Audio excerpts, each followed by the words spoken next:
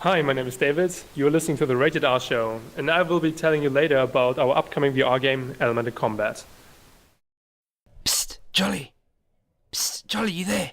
Yeah, what's up, bro? Hold on a second. I'm about to do an interview. What's up? Dude, seriously. I know you've got an important interview with David from AVRLON VR Studios, right? But do you want to come eat some bacon with me? Run the bleachers, mate. Around the bleach? I don't know if I want to go to the bleachers with you, but I don't mind some bacon right now. Dude, bacon is love. Bacon is life. Come eat some bacon. Come eat some bacon, Jolly. Come. But G's got to do the interview by himself if I go. G can handle it, dude. He's handling stuff. He's a handler. I think he can handle it. Yes, I agree, but I don't know. Come eat some bacon, Jolly. Come. You know you want to. Come to the bacon side, Jolly. Come. Yeah, dude, let's go. We could probably get back in time. Yeah. We'll be 5 minutes, Jolly. 5 minutes. Come get some bacon, bro. Hi, mein Name... See? Even German doesn't really work. Hi, ich bin David und ich entwickle das Spiel Elemental Combat, wo du die Elemente bändigen kannst und in elementaren Duellen gegeneinander antreten kannst. Und du hörst die Rated R Show. And in 3, 2, 1. And welcome back, everybody. We now have a guest, yes, all the way from Germany, of all places. Yeah, it's a little game we found over on Imager? Yeah, not sure how they want to pronounce that one. IMGUR.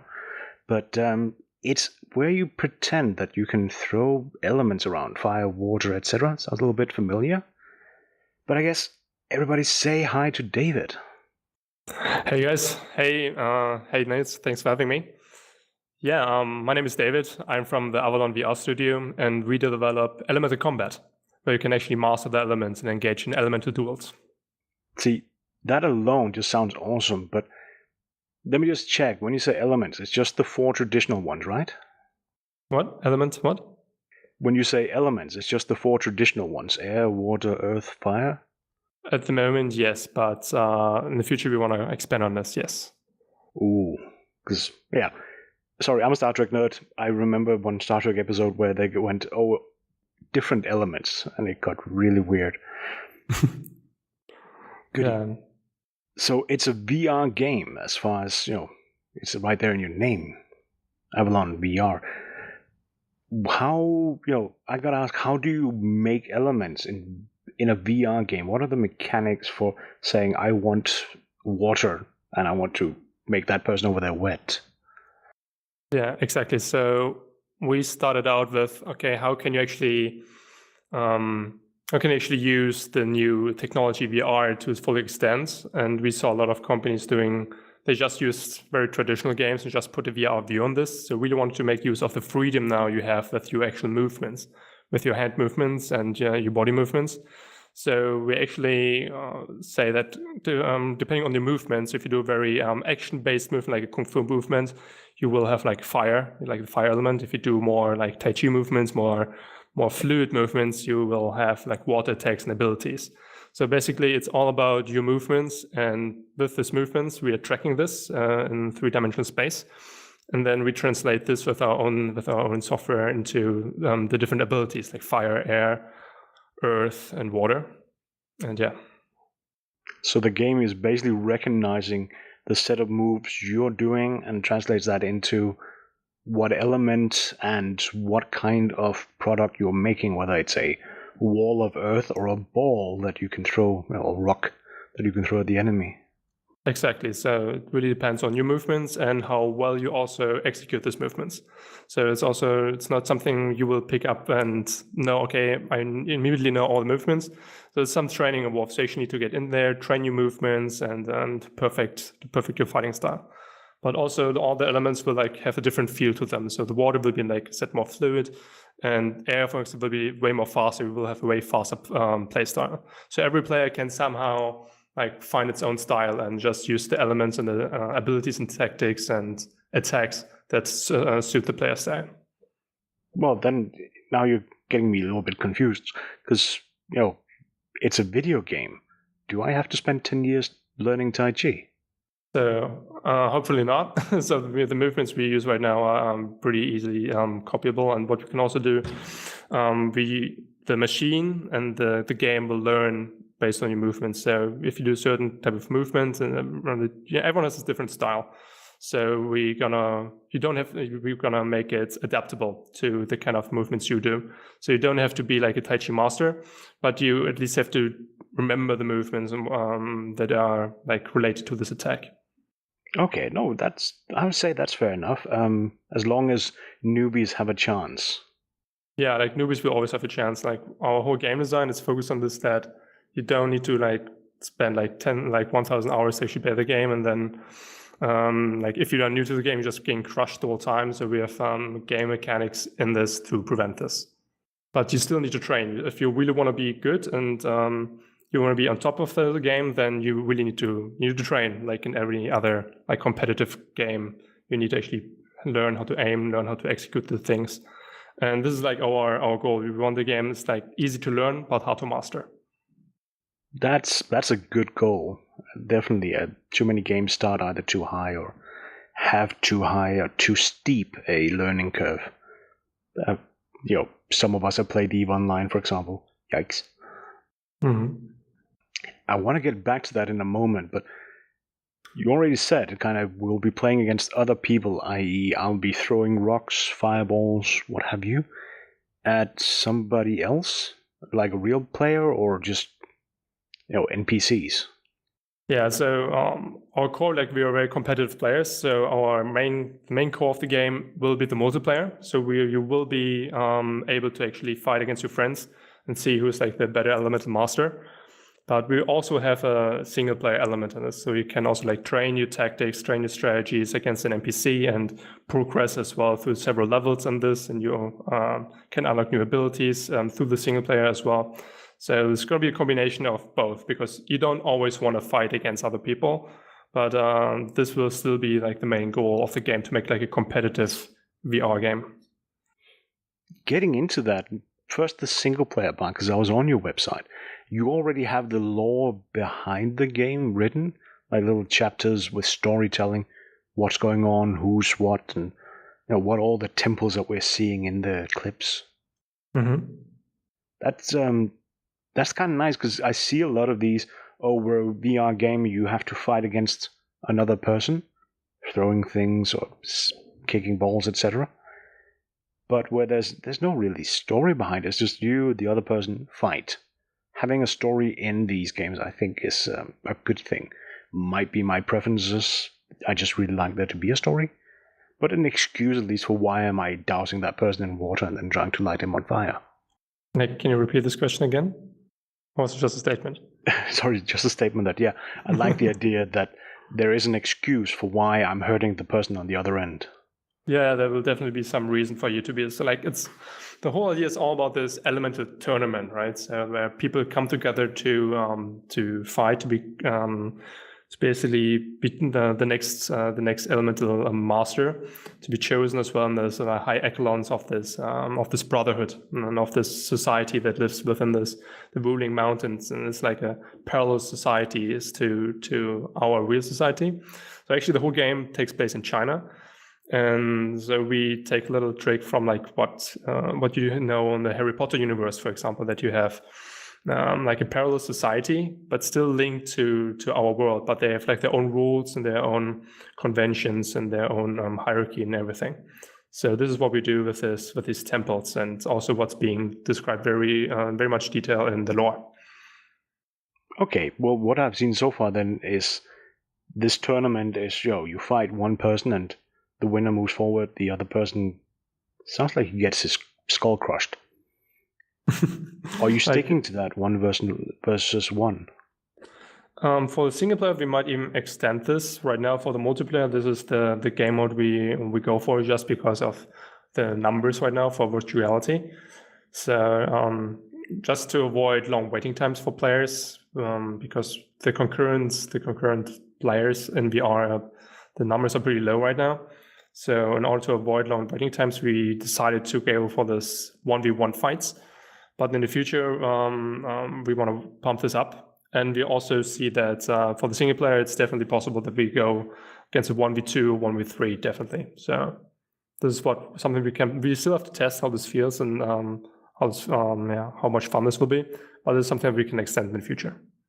I think I would love the idea of a 2v2. So you have, somebody's doing offensive, the other one's doing defensive, and you constantly have to counter that on the other side as well. Yeah, so this would be awesome, exactly. So actually having like a little bit more tactic and teamwork involved.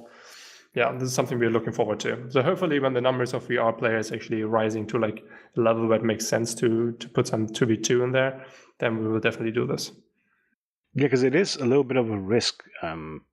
As far as I'm concerned, making a VR game, there's 1 million PSVRs out there. There's 500,000 of Vive and Oculus. It's not exactly the biggest market. Yeah, it's a big. It was a big leap of faith from us. Like we tried out VR like around 1.5 years ago, 1 year ago, and then after we put the classes off, we had like this fire in our eyes. We just like me and my partner, like Marcella, we looked at each other and said, "Wow, look what you can do with this technology in the future." And in this spot, we decided, "Hey, let's do something with VR." And yeah, so it's still a big leap of faith. So because right now the numbers are not that great, I would say, because the analysts were like pretty optimistic so far, like back in the days.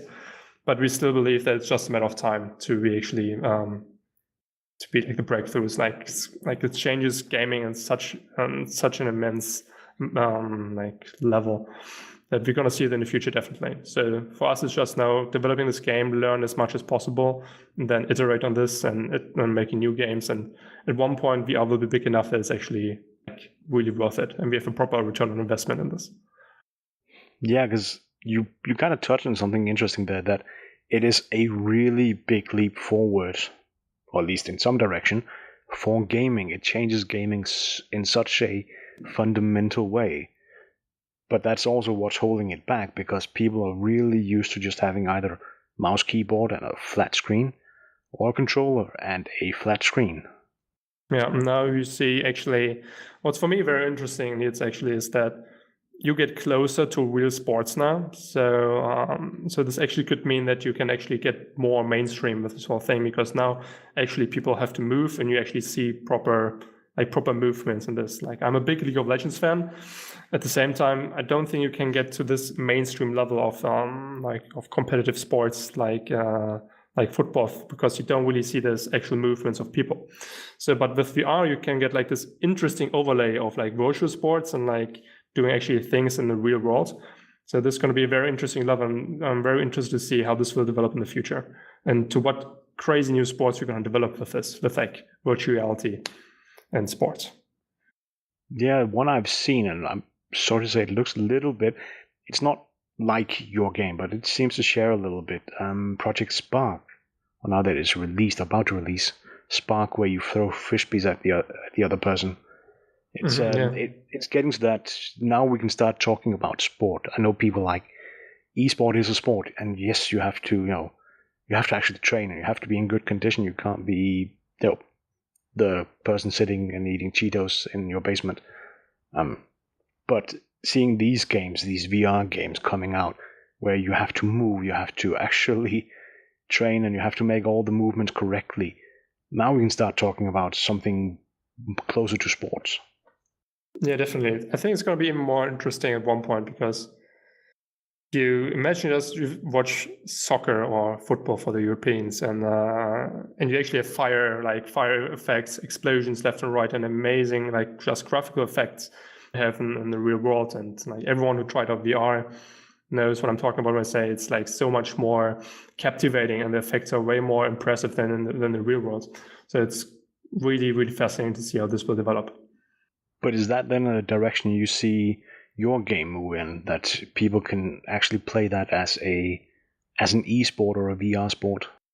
So this would be our dream. So of course, like no developer really decides what game becomes like esports or whatnot. So the only thing that we can do is set the basis for it, like that it's going to be competitive, that you don't have any competitive advantages, like no pay to win and all those kind of things that usually prevent a game to go to esports.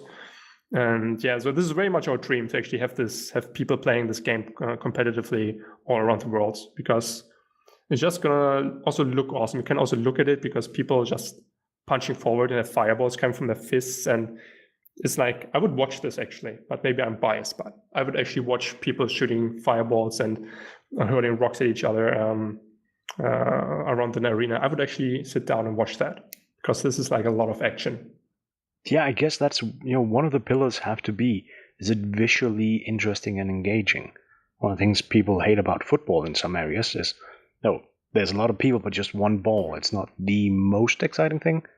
Disclaimer, I like football. Yeah, at least the people are like, the people on the fields are like very, very, at least like attractive. They're they're trained people, so they're it's easy to watch because they also play at a certain level of proficiency. And I hope to achieve the same with our game, that you can actually have like pro players who train, who are fit, who fight for this, because at one point it's like a fighting game. So at one point it's about also your not only mental fitness but also your physical fitness. So and then having like this kind of game with like all the graphical special effects in this is my dream. Yeah, this is why we're developing this game. But another pillar that would have to be there is, a technical element. It isn't just how quickly can you throw fireballs, but can you put up walls? Can you lay a strategy for the next 3-4 moves that you're going to do that will pin the opponent? Yeah, so this will be a very tactical game. Yeah, exactly. So you really have to time, okay, what kind of elements are you using? What kind of defense are you using? Are you timing everything right? And also, what kind of abilities are you choosing before? Because, as I said, you can unlock. Actually, you as a player can unlock all abilities in the game. So it's like you will have a progression system. But in the fight, you can only use a certain amount of abilities. So it's like all about the meta game as well. Like, what kind of abilities do I choose right now in this fight? Because with this, we actually avoid that players who play the game a long time can crush people who are like level 2 or level 3. And so it's also then about this meta, this whole meta level of tactics. Is this guy very aggressive? Should I choose more defensive, maybe earth barriers to block him, or should I go into also very aggressive to just counter him, because I know I can be even more aggressive than he is, and just use the holes and his defenses to actually crush him. So it will be all about also reading the opponent and seeing, okay, what kind of tactics is he employing, and which one can I use to counter. When you say to keep, using the meta in the game, are you looking at a scenario where you can counterpick the opponent? A little bit like you'll see, for example, in MOBAs. You see one opponent has made a choice. Now you can counterpick to that. Or is it more a case you'll have to watch some of that player's previous matches? Oh, this one favors pillars of fire for some reason. I'm going to take something that will blow those pillars out. I'm going to prepare myself by picking abilities that counters what I expect the other person to use. I think it will come down to both in the end. Like the latter one you described will be like really preparing yourself, like watching some other players. This is like even some more proficient, more like professional level above the normal like game style. But even the other one, yes, when you see someone who's playing very aggressively, you can then say, okay, for the next round, you're going to pick some abilities that are more defensive, or like actually counter his fire pillars, as you say, to actually say, okay, I can beat you with this. But at the same time, the other player can say, okay, now I played very aggressively. He might pick now something against this, so he will choose a different strategy. So it's all about the mind games as well, and about the tactics you want to employ there. So there's an element of rock, paper, scissors in this game. What did he play last? Exactly. So rock, paper, scissors will be like a huge element in this game. Also regarding the elements, how effective they are, the attacks and the defenses, how they play with each other. So there's always a counterplay mechanism behind it. So there's nothing that's solely crushing everything in OP. So you can always, with the right tactics and if you stay cool, you can outplay anyone. Okay, that's kind of nice. No, at some level, a lot of, let's say, lower game levels in various multiplayer games, online games, it's about how much can you just output. And I'm just afraid of your game becoming how fast can you swing your arm around to throw fireballs. Mm-hmm. Yeah, exactly. We have the same concerns in the beginning. So we were thinking a lot and testing a lot what we can do to avoid this. So what we're going to do is that each element will feel different. Like if you have a lot of energy and you want to play very aggressively, you can definitely do this. So you will probably choose some fire or some air, which are a little bit more like have a faster element in this. But if you don't want to do this, you can also choose like go more into the water or earth direction, which doesn't punish you for not doing a lot of for not being able to do a lot of fast movements, but then you have to do like the slow movements, but have to be more accurate in them.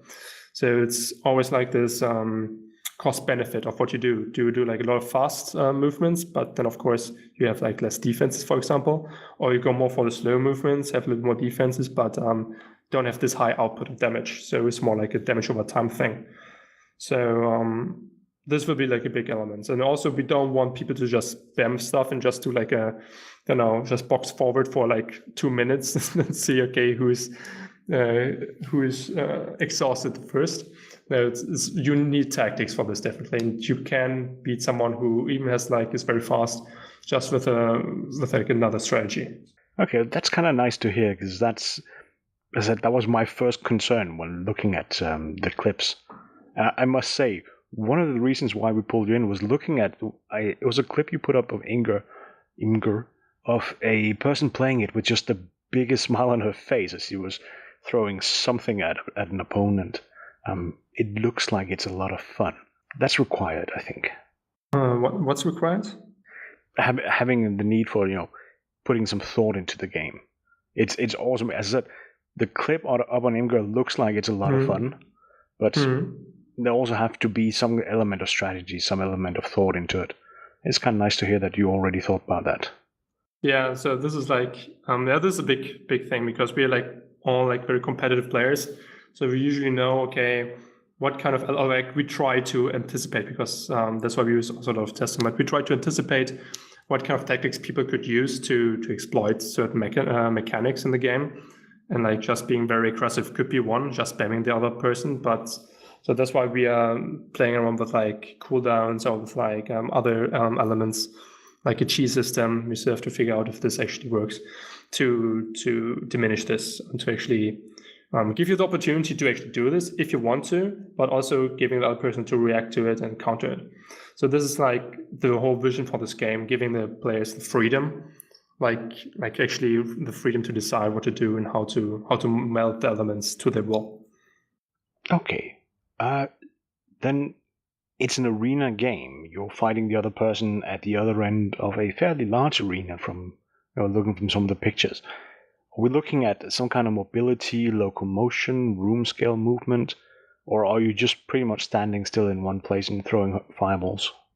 Yeah, we decided actually to go for this, that you actually stand still. You don't have any locomotion right now that you can actually move around the arena.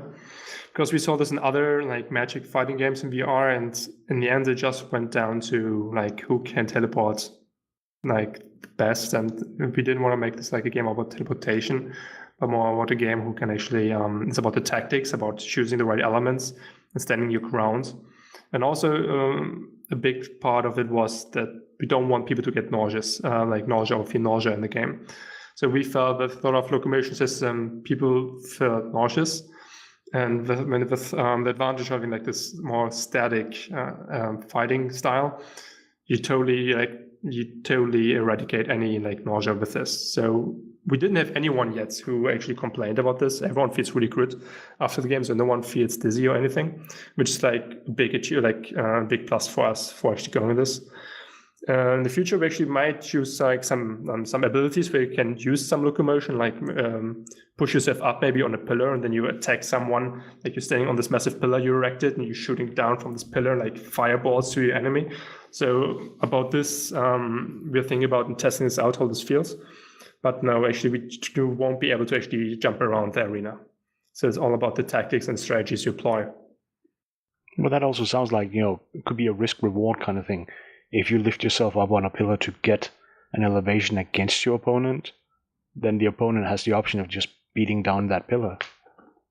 Yeah, being on a pillar, you can fall down, but also like you could be maybe more vulnerable to air attacks and some things. We have to test this. But yeah, there's so many amazing ideas with this, and Also, we work very closely with the community, so we usually ask all our fans to send us their ideas and tips and just cool things that they would like to have in the game, and then we all record this and then try to implement this in the game. So it's like all about this co-creation between the community and us, the developer, because this was always our dream as well, to have like a developer who really develops a game that we always want to play, and then but also listens to us to hear, okay, this is what I would like to have in the game, and then they listen to this and implement this. So no locomotion, but just to jump back to that one, then how do I dodge attacks? How do I avoid attacks? Not to look too dodgeball-ish, but if somebody throws a socket wrench at me. Yeah, I get this reference. We actually decided to go against dodging because this would then favor people who have like more space as well, like in their rooms. So in order to stay competitive, you can like only block or like deflect the attacks, but not actually dodge around. So we actually, because it would also feel weird just to do with the head movements, in VR this feels very, very weird and artificial, not natural. So you will get hit if you don't defend yourself. So it's all about finding the right defenses and the right tactics to protect yourself. So we don't have to go out and look for like 5 square meters of space to play this game. Exactly. So this also fits for people who don't have that much space.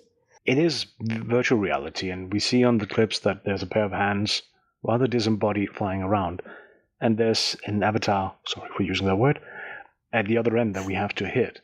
Have you considered things like mixed reality, one where you can actually project yourself into the game and the other person can see you?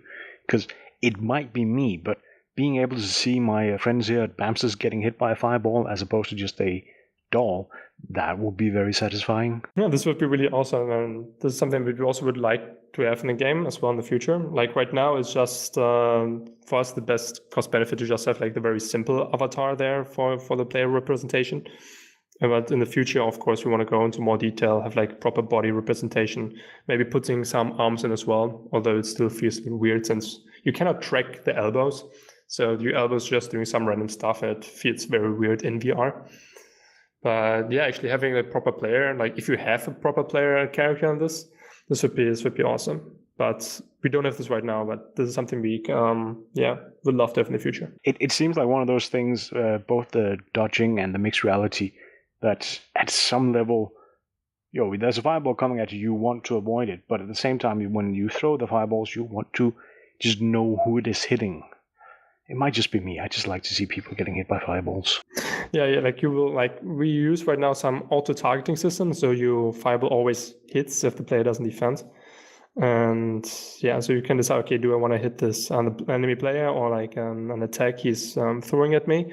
So this is what you can also do. And yeah, this will be all about, you actually see the other person taking damage. So this it's very, like you see the health bar going down. And yeah, maybe at one point when we have like VR even more integrated nowadays life, and everyone has like a 3D online representation of themselves because 3D printers or 3D scanners going to stand in every corner of the street. And this would be awesome. When attacks will auto hit, it's difficult to talk about, is your game, using physics? Because last I checked, you can't just conjure water out of thin air. But if my attack is going to hit, can I direct it? Can I say, well, this one I loop high, and here's one I throw more directly, and circa have them attack at the same time? Or this one I want to throw over an obstacle or around a building. Can I at least direct them and impart some movement to them before they auto hit? Yes. So you can decide, like for example, the angle you want to shoot at it. So if you punch up, so you have like an upward angle, and then this will hit the enemy player also from the top. And like our lead developer, for example, Thiago, he has like a PhD in astrophysics. So it's all about, he's really adamant about getting the physics right in this game. And stuff like this, like the proper curve, like that the fireball actually flies accurately around the arena, is very important to us as well, that it feels real. but also that you have enough control over the elements. So yes, you can do like an uppercut. So like if you punch upwards, you have like an attack come from the top, but you can also punch straight or punch a little bit lower to have like something coming straight at you. And yeah, so you can time, for example, the arrival of the attacks with this. But also, yeah, like there's a later stage we also want to put stuff in that you can control the elements while it's midair. It's a little bit tough to do because it's like of the speed of the elements. But this is something that we want to put in later as well, that you can actually put, even mid-air, some kind of control over it. It's a bit of like aftertouch from all football games. You shoot the ball and then you can give it a little nudge afterwards. Yeah, exactly. Yeah. And I'm having to remind myself not to make any German ballistic trajectory jokes here. Yeah, like who was this one famous mathematician who actually developed this? Gauss? Yeah. All about trajectories, yeah. I've already mentioned or said the word avatar, and it's a little bit...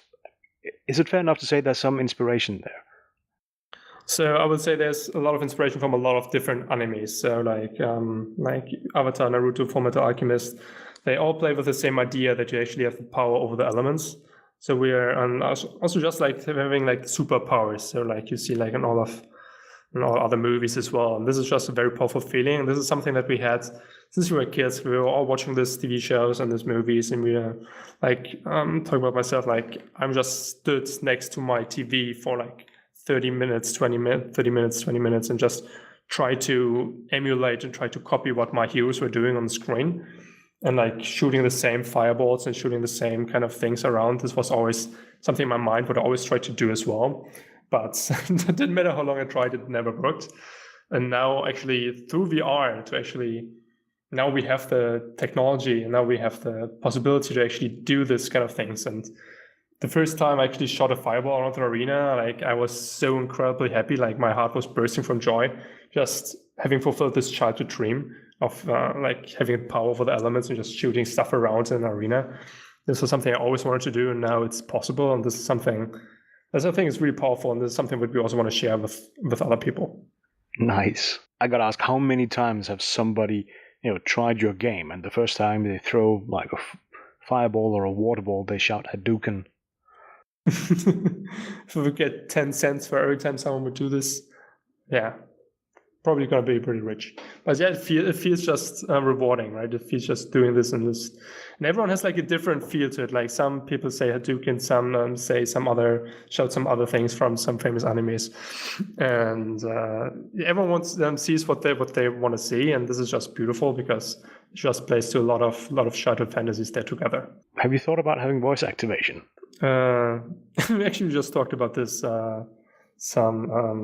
last week with our developers, and since there's a microphone in the VR headset, it's just going to be a little bit tricky to pick this up, also like due to like all the different accents.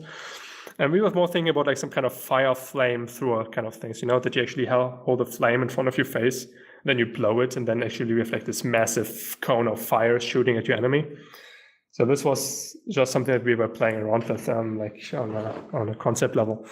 Voice activation, yeah, I've seen also a lot of things from the IBM computer Watson, like what they are doing now in the Star Trek game in the PlayStation VR, Star Trek Bridge Crew. So they use some kind of voice activation, and yeah, it would be cool. Like we are not there yet, and also we don't really have the resources to put this in at the moment, or to think about this, but I think it's just a matter of time until it gets so proficient that there's something we can also put in.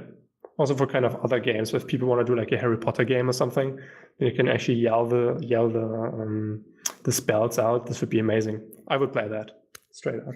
Oh yeah, I mean the Bridge Crew game, Star Trek, when they put it in was one of those. Yeah, that needed to be there from the start. That's just obvious at some level.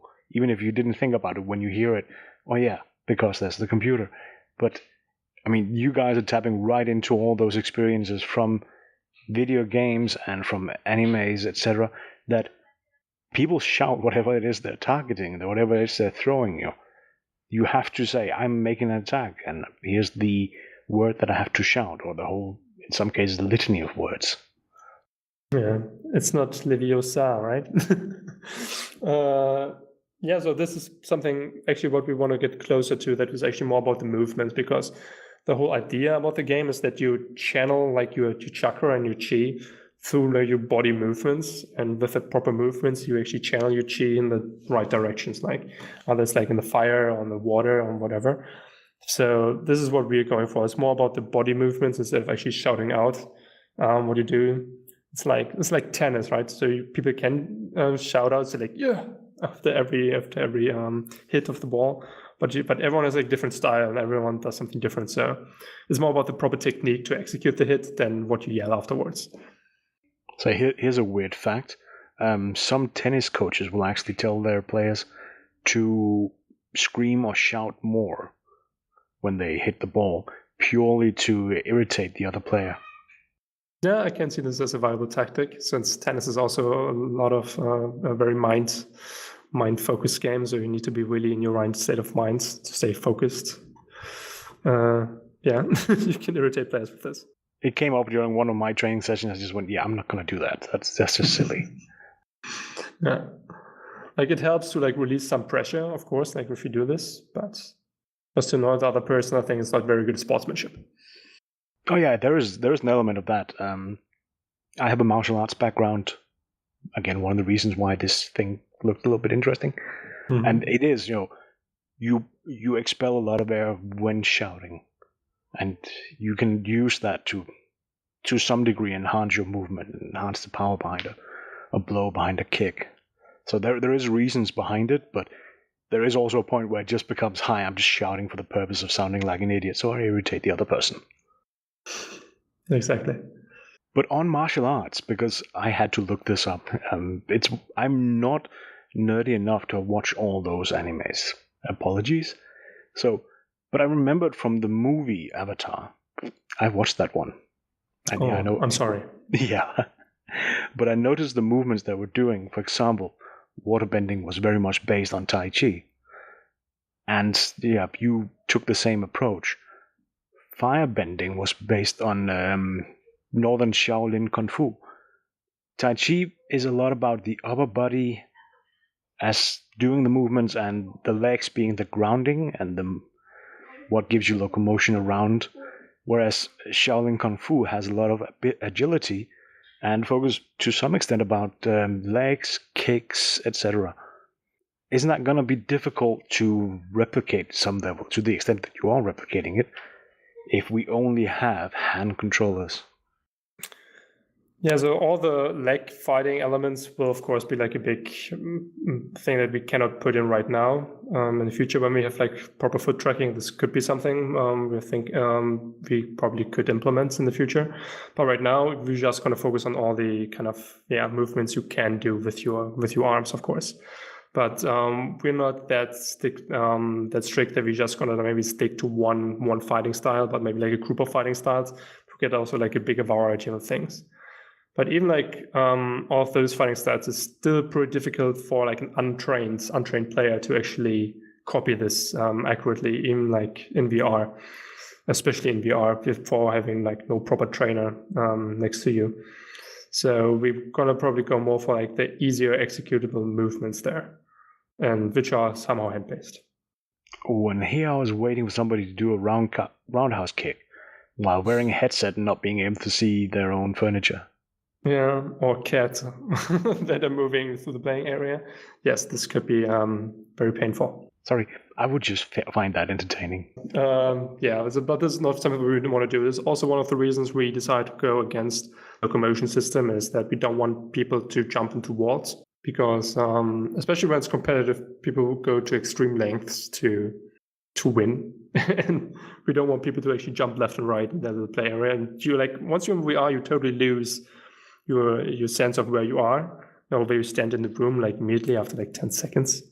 And yeah, so it would be very easy for people to just jump into walls or head first in their TV screen. This is something that we desperately try to avoid, to have like a good playing experience. Oh, that could be an awesome way to win a match. Just drive the other person to that point where they do stupid things, and they just knock the shelf over themselves. Yeah, if you say so. Yeah, so this is nothing we want to go for, like, as a game developer. Probably a good idea. I mean, we use this in other games. If you can't kill the other person in a shooter, perhaps you can just irritate them enough, frustrate them enough that they make mistakes. But you can still do this in our game if you use a certain attack style, or if you, for instance, you say, okay, I want to irritate this guy, I'm just gonna spam him with a lot of weak attacks, and just like, I'm not doing a lot of damage, but I'm just gonna irritate it because he just has like fire, like he's just gonna be on fire the whole time. So this is still possible. So it's just like, just use game elements in this to actually push the other player to his limits. So there are elements such as some attacks are quick but very weak, and others do a lot of damage, but it takes a while to set up, and you might even be exposing yourself while you're executing the moves to set up the attack. Exactly. So it's all about this trade-off. Like, the game will be all about trade-offs. Will you be very aggressive? You will leave yourself open to attacks yourself. If you do a lot of fast movements, you won't do as much damage per attack. But if you do like slow movements, you will be rewarded for executing them right and exposing yourself and doing them more damage in the end at once. So it will be all about trade-offs. Yeah. Then I noticed in the clips, because there are some videos of the game, even if it's not quite out yet for everybody to try. On the hands, there were these little like beads or spheres running around the wrist. I think that was the latest version. Are they representing what abilities or what elements you have access to?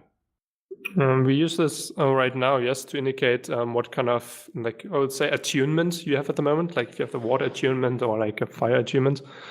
It's mainly used for like shooting like very rapid attacks.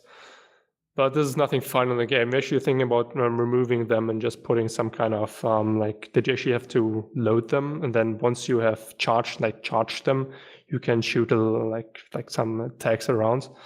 But there's nothing final. We just use this in the beginning to actually indicate what kind of elements you are tuned to. But yeah, so it's still subject to change. Also, what player feedback will be regarding them. Okay, I thought it looked pretty nice, and one of the thoughts that I had was whether one hand is then attuned to one type of attack, one set of element, etc., and the other one attuned to something else, so you can use your right hand to execute fast attacks while setting something up with your left hand. Yeah, so this will definitely stay. So you will still have this kind of mechanic that you have like two different elements in the hands. Also, what we see a lot of players doing, and also a lot of asking us if you can combine elements. So this is then something that you can also do if you have, for example, like earth in your right hand and then you have a fire in your left hand. If you then close your hands together, you create like lava, for example, like a new kind of spell or elements through this, or like water and wind or air. Combine them, you have like ice and stuff like this. So like creating new elements, new abilities from actually combining the different elements you have in your hands will be a very interesting addition to the game, and tactical element as well. Yeah, that basically gives you 4 more elements that you could then throw around. Exactly, yeah. So like this whole game is based on like the spectrum of Taoism and having like trigrams. And there are basically 8 trigrams. So the main ones are fire, water, earth, and there it's like in the traditional backgrounds like heaven. They've used like air for this. Then you have like also stuff like thunder and mountain and lake, which we can use them for ice, for example, and thunder for electricity, which would be very interesting to see what we can do like this. Some kind of Palpatine kind of attacks would be cool, or some electricity whips, or something that one player mentioned in our Reddit forum, I think. So yeah, we can extend this game with this to make it even more interesting. Will there be a way to do a meteor shower? Because it might be my Dungeons and Dragons background, but that's always fun. Yes. So we don't have it in yet, but I can tell you at one point we would definitely have some kind of, you can pull some meteors from the air and like let them rain down on your opponent. But because I want to have this, and a lot of people ask for this, and I think this is something that's extremely awesome, and we want to do something really awesome with this game. It's also just something that can look awesome for the spectators. Oh yeah, if like some meteors coming down and they're shooting right past your earlobes while hitting the arena, yes. even for spectators, could be really impressive. So spectators, would they then, are we talking about something you are looking to implement as like a third-party application, even something that just run on a desktop, that you're a spectator, or is that going to be again something VR? You can sit in the actual crowds, if that's safe, and look at the tournament. So when you're a spectator in an elemental tournament, in the element combat, you will be perfectly safe, hopefully. And yes, we want to make it like a spectator kind of feature that you can watch it from the sidelines and cheer to your player, to your friend maybe who's playing right now. You can sit on the sidelines and actually cheer him up, and he might even hear you. We still have to discuss if this makes sense and test this out. But yeah, we actually want to do both things. You can do it inside the game, but also that you can just watch it from outside. So basically, watch your favorite player from even if you don't have VR on, just on the screen. So this is also possible. It will be possible in the future because it's not implemented yet. Yeah, I would hope. It's one thing that I'm missing in a lot of VR games. I really mean missing in a lot of VR games is a third client that is only for viewing, that can run on a regular PC, that can perhaps have integrated Twitch streaming or however you want, so that as this match is going on, as the game is progressing, people outside can actually look in, even if they don't have the headsets, even if they just want to watch on Twitch, etc. And there's not all the headaches that are in VR, performance-wise. It's just about streaming that footage. Yeah, this would be great. Also, this is one of our main features in our roadmap to make this accessible for a lot of people, because our dream is to have it like kind of esports vibe and getting an esports scene around this game. But for this, you also need to make it accessible to a lot of people. Otherwise, if no one is watching it, then it doesn't really make sense for people actually to train, or if they have no idea to follow their fans. This is not something that's very rewarding. So this is something we want to set up in the future, yes. Goody. As I said, it's one thing that keeps coming up when people say, oh, you should look at these people play this game. And you're going, but that requires a VR headset. It's not that I don't want to wear it, but what about all the other people who might also want to look at it? I think it might be then a very elaborate tennis game. So you can watch tennis as well on a flat screen. So just kind of virtual cameras then in the scene, which then you can watch just from your screen on the PC, maybe even on the browser. Don't even need some special application for that. Yeah, is it a separate client that can just Twitch stream? So somebody runs that and sends it off to Twitch or YouTube, and where they can move the camera around a little bit. Look at this, look at it from this angle, look at it from this angle. That would be nice. Perhaps just a tool that you use in-house. So when there is a tournament, you can live stream them for the players. Yeah, exactly. That's a cool idea. Goody. We've talked about the game. What is it? What's it inspired from? How are you doing it? But the one thing we haven't really touched on is, when can everybody get to play the game? Yeah, right now we're very close to releasing the first alpha version. So we have a lot of people actually already applying for getting a free alpha version. So we're just collecting all the emails and all the people who want to participate. Then we are clustering them at the moment to see, what makes sense, because also there are questions of latents. So we're going to group the people in Europe and the US and in Asia later as well. And then release it bit by bit already to the first players in the next weeks. So then we have the alpha out, and then from this on, we're going to constantly get player feedback, iterate on this, and move it along the lines of alpha, beta, and then at one point, hopefully end of this year, to get into the early access. Nice. Are you planning something like, Kickstarters, Fix, crowdfunding, or are you funding yourselves, or, is there a big bagger somewhere in the background? Yeah, so actually we're totally bootstrapping this. So we invested our own money and time in it right now, and that's why it's a massive leap of faith from us. We really believe in this project, really believe that this can be a cool thing and that this could be successful. And yeah, the only thing we're doing right now is we're using Patreon. So we have like people in Patreon who support us, who just help us paying our monthly coffee intake and help us also like a little bit with rent to like rent our offices. So if you like this game, if you like the idea of this game and us, then feel free to support us there on Patreon. And yeah, so this is the only thing right now that we're doing, because with this, having actually this freedom of doing this ourselves, we can decide what we want to put in. We don't have any outside pressure, despite our dwindling bank accounts, to release the game how we want it and how the community wants it. That's a good thing. And when I found you guys over on Imgur, I also noticed it basically uses a picture where you say, well, I quit my job to go do this thing. It's kind of, good on you. Yeah, it's a big step, definitely. I did it because I firmly believe in the idea and I believe in virtual reality.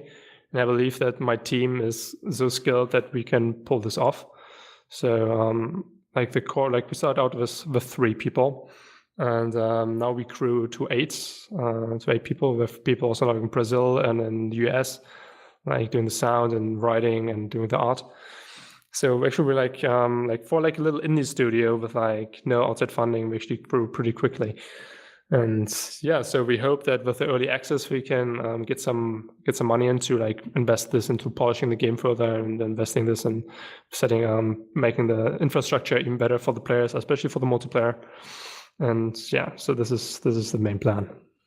Do you know what? I can do nothing but cheer you on, because it looks like a really nice game. It looks fun, which is an important thing. Sorry, there's a lot of VR games that look interesting but don't look fun, at least to me. This one seems to have it. I want to play it. Can't really say anything else. Yeah, I can. Once we're done, I can shoot you over like a build. That would be nice. That's like a stable multiplayer, and then yeah, can give you your personal feedback. Be very much appreciated.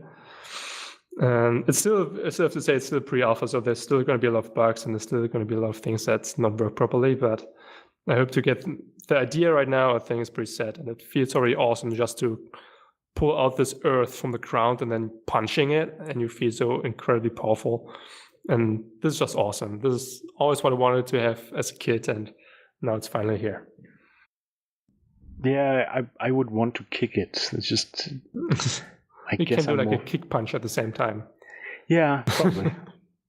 David, at this point, I only have one more question, and it's the question we have to ask everybody, because Bam gets really upset if I don't ask everybody. Okay, sure. Hit me.